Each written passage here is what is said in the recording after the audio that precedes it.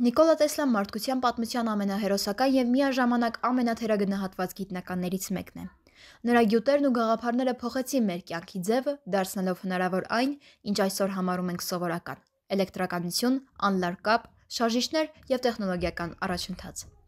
Տեսլան ծնվել է 1856 թվականին, փոքր գյուղում, ներկայիս Խորվաթիայի տարածքում։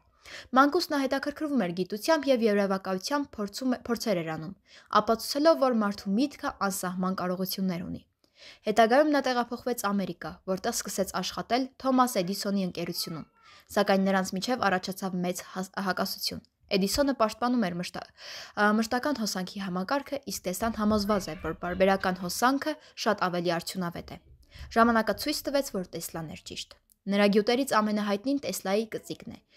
որը հիմք դրեց անլար հաղորդակցության զարգացմանը։ Նա առաջիններից էր, ով երազում էր աշխարհում անվճար, անսահման էներգիա ապահովելու մասին։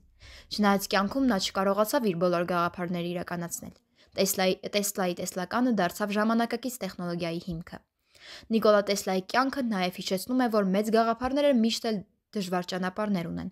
Նա մահացավ մոռացված և աղքատ, բայց այսօր նրա անունը հնչում է հարգանքով ու երախտագիտությամբ։ Տեսլան թողեց ոչ միայն գիտական ժառանգություն, այլև պատգամ, երբ չդադարել հավատալ սեփական երազանքներին, որքան էլ դժվար լինի ճանապարհը։